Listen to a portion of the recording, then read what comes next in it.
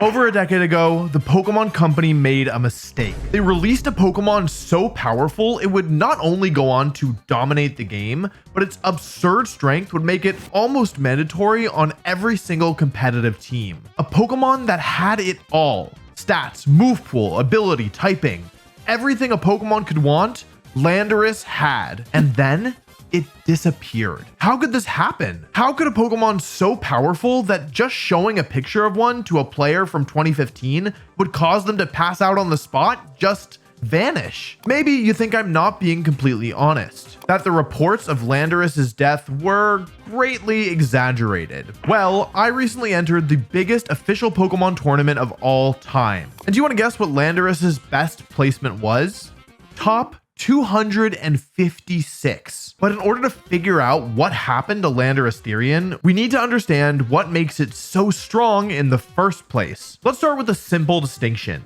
There are technically two Landoruses: the incarnate or base form and the Therian form, which is the focus of our video. When Landorus was first introduced, it was only available in its incarnate form, and it didn't see a ton of play. But then in Pokemon Black and White 2, they added this stupid minigame you had to download on your 3DS, where you had to use the gyroscope and the outer cameras to chase a bunch of little orbs around your house, and you could only play so much each day for some reason. I'm not making any of this up, by the way. This was a legitimate part of being a competitive player a decade ago. Anyway, after like 2 weeks, you would eventually unlock the reveal glass, and in doing so, you could transform all three genies into their Therian forms. Changing Tornadus, Thundurus, or Landorus from incarnate to Therian form has a couple effects. Their move pool and base stat total remain unaffected, but their ability and the stats themselves change. Tornadus Therian and Thundurus Therian are pretty widely agreed upon as being downgrades compared to their incarnate forms. This was not the case for Landorus. While Landorus Incarnate was a niche offensive pick at the time,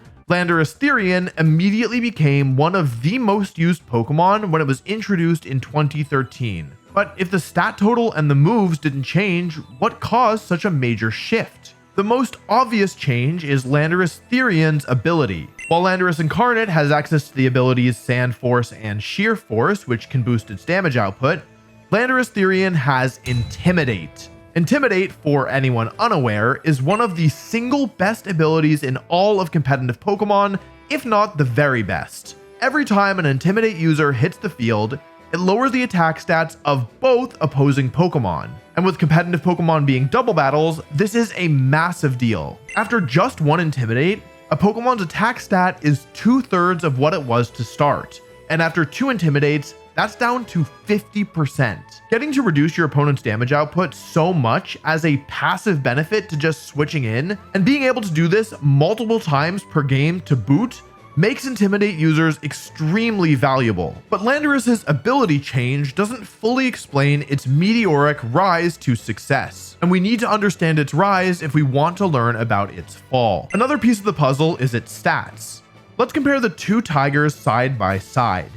You can see they have identical HP, defense, and special defense stats, but Landorus T trades 10 speed and 10 special attack for a whopping 20 attack. For context, this puts Landorus T at nearly the same attack stat as Zacian, Groudon, and Rayquaza. And even though it technically has the same defensive stats as Landorus Incarnate, in practice it feels much tankier because of Intimidate effectively making its physical bulk at least 50% better. Okay, so Landorus T not only has one of the best abilities in the entire franchise, it also has some of the best stats of any Pokemon that's not on the cover of a game. But we're not done talking about Landorus's strengths yet. Let's talk about its typing. As a ground and flying type, Landorus has only 2 weaknesses: water and ice, which is a quadruple weakness. You might think that this quadruple weakness to ice is the secret to Landorus's demise. But this major drawback comes with some pretty nice benefits. In exchange for just these 2 weaknesses, Landorus gets 3 resistances and, importantly, 2 immunities to 2 of the best offensive types in the game: ground and electric. This is an amazing defensive spread, but it doesn't stop there. Offensively, with ground and flying moves, Landorus hits 8 types for super effective damage, with no single type in the game being able to resist both ground and flying. These two types have amazing offensive synergy because ground moves are resisted by bug and grass types, and flying hits those for super effective damage, whereas flying attacks are resisted by rock, steel, and electric type Pokemon, all of whom take super effective damage from ground moves. This is where Landorus runs into its first problem. It doesn't learn a reliable flying type attack, or it didn't learn one when it was first introduced. But we'll talk more about flying moves later. For now, let's talk about the other attacks Landorus learns. Actually, before we talk about Landorus's moves, let's talk about the sponsor of today's video, Bai. I'm going to take a wild guess here and say that some of you are probably very interested in cool stuff that's exclusive to Japan, and that's where Bai comes in. Bai is a proxy shipping service in Japan. What that means is that for places that tend to only ship within Japan, such as Amazon Japan, Yahoo Japan, Rakuten, and more, Bai will purchase whatever item you want for you, have it sent to their warehouse, and then mail it internationally to you. This is a big deal. By using Bai, you can buy anything from Japan without having to go through scalpers who jack up the price. I was just in Japan this past summer, and I saw a lot of really cool stuff. I bought this art book for an anime I really like, and these coasters from, well, another anime I really like. It's exciting to me to think that I might not have to miss out on great products just because I don't live in Japan. If Bai sounds like something you might be interested in, I have good news. Sign up using the link in the description and get 10% off your first purchase. Thanks again to Bai for sponsoring this video. You might think that, considering everything Pokemon has given to Landorus thus far, they'd show a little restraint with its move pool. If you thought that, you'd be dead wrong. Landorus's move pool when it was first introduced was completely absurd. For starters, it gets access to Earthquake. And if you've ever played a Pokemon game, I probably don't need to tell you how good Earthquake is. But it's a ground type, so of course it gets Earthquake. What's really shocking is the coverage moves they decided to give to Landorus. Superpower, an incredibly powerful fighting type attack. Knock Off, a dark type move that removes the target's item. Rock Slide, probably the most infamous of Landorus's attacks, thanks to the chaos it causes with a tie flinch chance, and most importantly, for some godforsaken reason, the bug type move, U-turn. Does this thing look like a bug to you all? Bug is arguably the worst type in the game. So why is Landorus getting a bug type move such a big deal? Well, it isn't the coverage that makes U-turn strong, it's the effect. When U-turn connects with a target, the user is switched out. It might not sound very exciting, but this one move takes Landorus from completely unbalanced to just plain unfair. This type of manual switching is extremely valuable in competitive Pokemon because it allows you to scout for what your opponent wants to do and then decide which Pokemon you want to send in after you've seen what your opponent has chosen for the turn. It also allows you to more easily maneuver your Pokemon. And this is an especially big deal with Landorus because of its handy little ability that activates every time it hits the field and its sky-high attack stat.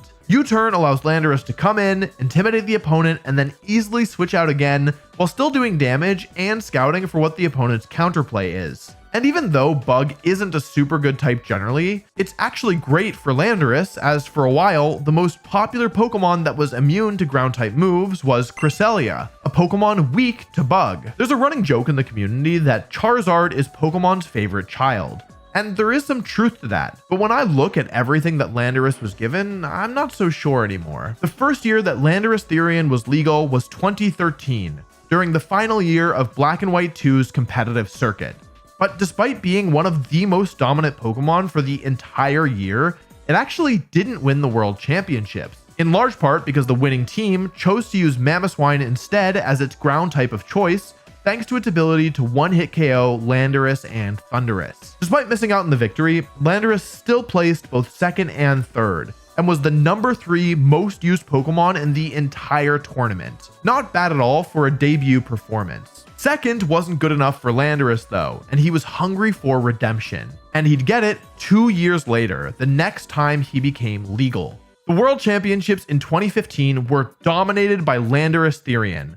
Though dominated might be an understatement. Of the top 8 teams, Landorus was present on every single one, and was the number 1 most used Pokemon in the entire tournament. It's hard to imagine Landorus Therian going from such an incredible peak to completely unused.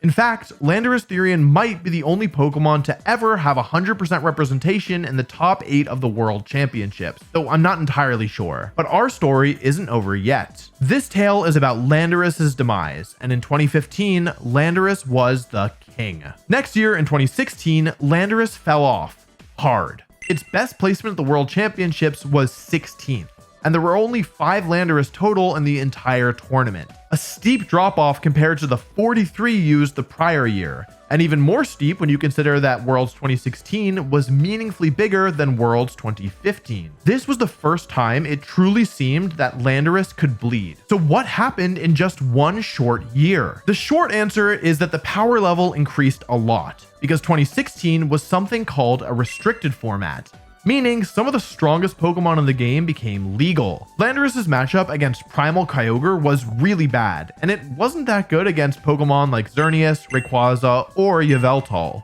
It didn't help that Bronzong was used much more than ever before, thanks to its good matchup against Xerneas and ability to set Trick Room. And of course, there was also Landorus's one major weakness. It doesn't learn a good flying type move. With no way of using its flying type offensively, Landorus couldn't get around Pokemon like Amoonguss, Hitmontop, and Scrafty. And then Pokemon Sun and Moon came out, and Landorus wasn't in the game. Well, at first. 2017's rule set didn't allow the Genie, but in 2018, Landorus was back.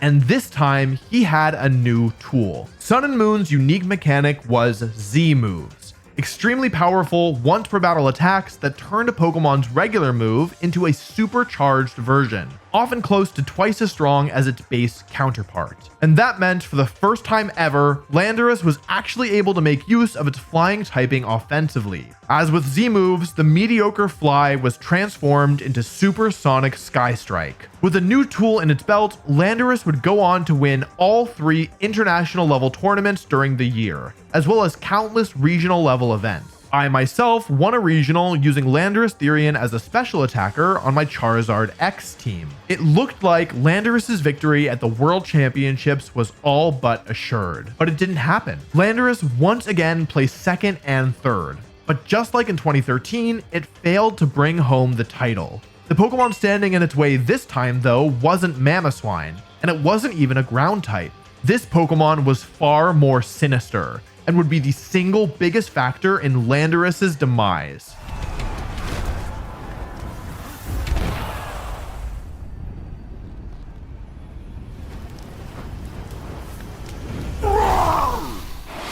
Incineroar. 2018 didn't only mark the year Landorus would arrive in Alola, it also marked the first year that Incineroar reached full power, as it finally had access to its hidden abilities starting partway through the year. And for anyone lucky enough to not know what Incineroar's hidden ability is already, allow me to be the bearer of bad news.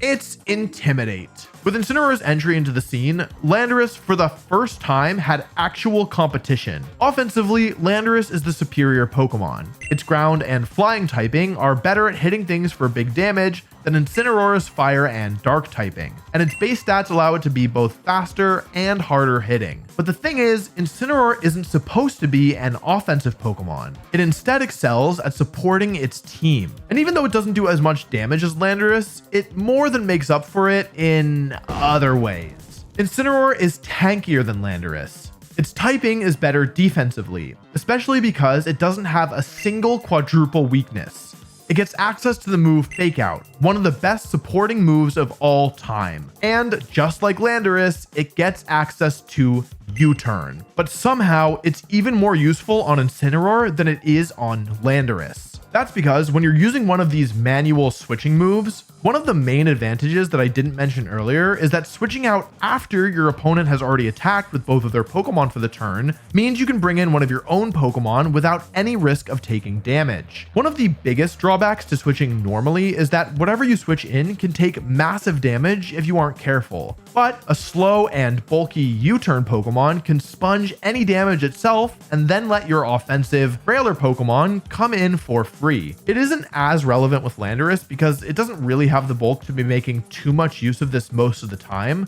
But you know who does have the bulk? Incineroar. For the first time ever, Landorus was in trouble. In fact, Incineroar was strictly better at repeatedly intimidating down opponents than Landorus was, oftentimes managing to switch in 4 or 5 times in a single match compared to Landorus's 2 or 3. And this ultimately led to Incineroar defeating Landorus in the finals of the World Championship, an extremely ominous omen for the Earthen Genie. The following year, Incineroar would take over completely, as the rules once again shifted to allow for restricted Pokemon. Incineroar's absurd bulk allowed it to be a much more valuable Pokemon against these superpowered threats, and its dark typing was invaluable against the newly introduced Solgaleo, Lunala, and Ultra Necrozma. Out of 78 teams in the World Championships, Incineroar was present on 65, a usage percentage of over 83%. Would you like to guess how many teams Landorus was present on? 0. Not a single person at the World Championships thought Landorus could do it. Landorus had less usage than Ditto and Salazzle, but it wasn't enough for Incineroar to just take Landorus's job. This sadistic cat wanted to do even more damage. See, Incineroar usage was the highest any Pokemon had ever been over the course of history. Even the year where Landorus was present on every single team in the top 8, its overall usage was only 57% in the tournament, a way lower number than Incineroar's 83%. And the developers over at Pokemon headquarters noticed. They saw how powerful Incineroar was, and going into Sword and Shield, they realized that something had to change. So they buffed Incineroar.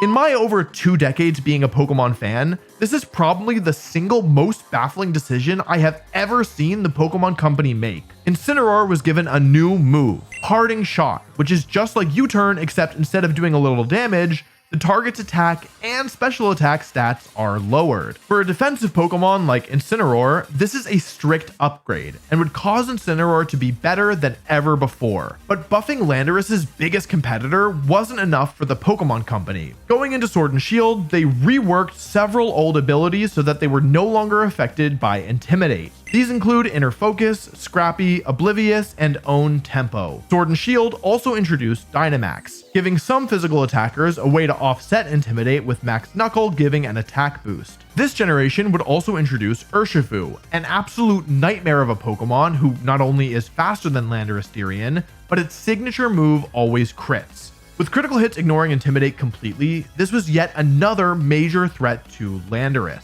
Just like in Sun and Moon, Landorus wasn't legal during the first format of the new generation. But due to the pandemic, both Worlds 2020 and 2021 were cancelled, so we can't say too much about them.